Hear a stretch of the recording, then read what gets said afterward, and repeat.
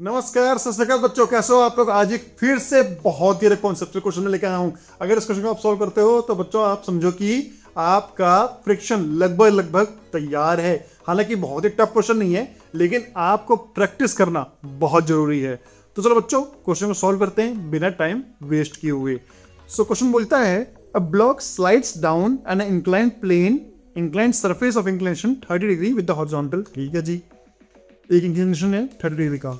Starting from rest, it covers 8 meter in the first 2 seconds. Find the coefficient of kinetic friction between the two. चलिए जी, सबसे पहले तो हम बनाते हैं एक इंक्लाइन प्लेन जो कि है 30 डिग्री हॉरिजॉन्टल से। ठीक है,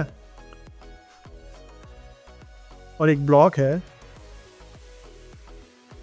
ठीक है, वो स्टार्ट से रेस्ट किया, मतलब कहीं से किया है, कहीं पे एक पर्टिकुलर पोजीशन पे था इंक्लाइन के, और वहां पे रेस्ट पे था।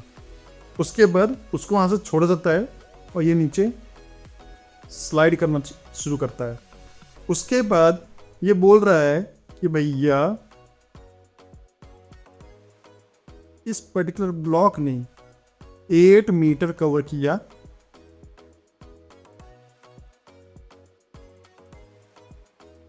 इन 2 सेकेंड।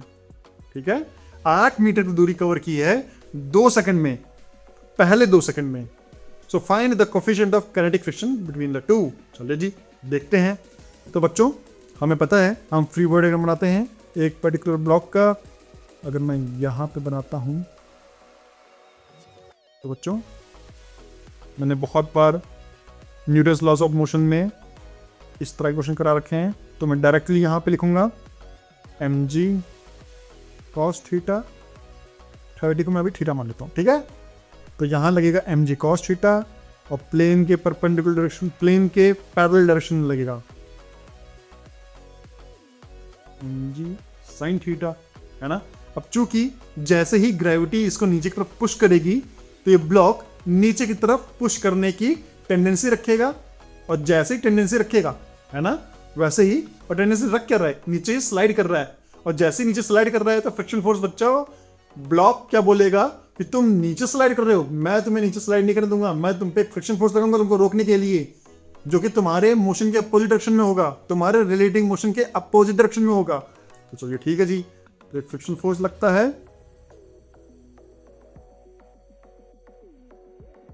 एफ के। ठीक है, फ्रिक्शन फोर्स ऐसे लग रहा है, और हमें पता है बच्चों कि यहाँ पे एक नॉर्मल फ्रिक्शन फोर्स तो लगेगा ही लगेगा।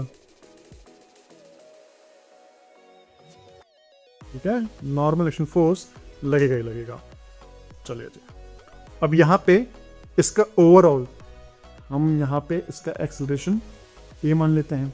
ठीक है, और यहाँ पे क्वेश्चंस को सॉल्व करते हैं। अब क्योंकि ब्लॉक एक्चुअली मूव कर रहा है, इसने लिखा भी हुआ है 8 मीटर मूव कर गया, तो बच्चों में काइनेटिक फ्रिक्शन लगेगा, और काइनेटिक फ्रिक्शन लगते ही हम सीधे म्यू एन लगा सकते हैं। ठीक है, काइनेटिक फ्रिक्शन में कभी नहीं सोचना, केवल म्यू एन लगा देना। ठीक है, चलो लगाते हैं। तो यहां से हम कह सकते हैं n equal to mg cos theta.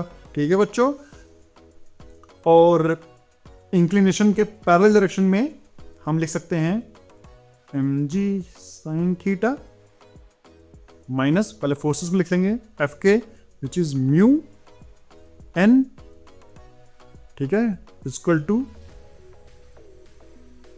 Mass into acceleration, है ना, वो एक्सेलरेशन ए है इस पर्टिकुलर डायरेक्शन में। तो ये जो फोर्स है, फोर्स को हमने मास इंटू एक्सेलरेशन से इक्वेट कर लिया है। चलिए जी ठीक है, अब यहां पे हम फिर से इसको एक्सपेंड करते हैं, mg sin theta minus mu N की वैल्यू पता है हमें, mg cos theta equal to mass into acceleration m बच्चों उड़ा दो। ठीक है, पॉजिटिव वैल्यू है तो सीधे हम उड़ा सकते हैं बिना साइन चेंज किए। चलिए, तो यहां पे बच्चों बचता है, यहां से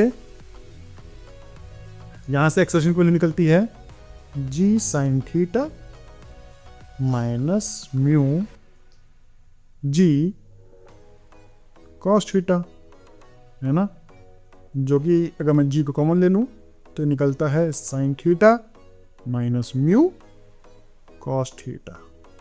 चलो ये निकलता है एक्सेलरेशन ए की वैल्यू। अब यहाँ से एक्सेलरेशन ए निकल गया, आपको थीटा पता है ना, आपको जी पता है ना, आपको क्या नहीं पता, म्यू नहीं पता, अब म्यू ही निकालना है। लेकिन उसने फिर एक और कंडीशन दे रखी है कि भैया पहले तो उसके उसने 8 मीटर मूव किया है। ठीक है चलिए, तो हम फॉर्मूला लगाता है, क्योंकि लीनियर मोशन में एक्सेलरेशन कांस्टेंट है ना, एक्सेलरेशन कांस्टेंट है तो हम लीनियर मोशन की इक्वेशंस लगा सकते हैं सीधे सीधे। तो लीनियर मोशन की इक्वेशन क्या बोलता है, S equal to u t plus half a t square. यहाँ प्लस साइन क्यों लगेगा, plus half a t square क्यों लगेगा, क्योंकि एक्सेलरेशन मोशन की डायरेक्शन में है, वेलोसिटी की डायरेक्शन में ही है। एक्सेलरेशन सपोर्ट कर रहा है वेलोसिटी को, इसलिए प्लस लगेगा। ठीक है भैया, तो S की वैल्यू 8 है, इनलेस वेलोसिटी 0 था क्योंकि रेस्ट पे शुरू किया है ना, उसके बाद हाफ। अब यहाँ पे एक्सेलरेशन की वैल्यू हम डाल देंगे जी sign theta minus mu g cos theta. ठीक है, और यहाँ पे टी स्क्वायर की वैल्यू क्या हो जाएगा, 2 स्क्वायर।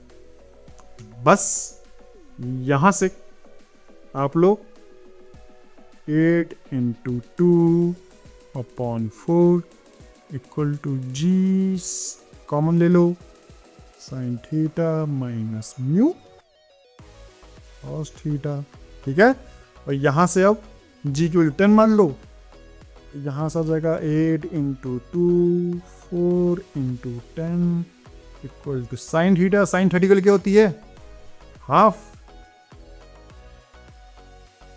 माइनस म्यू की वैल्यू हमें निकालनी है, कॉस 30 की वैल्यू साइन 60 विच इज √3/2। ठीक है बच्चों, तो ये हो जाएगा।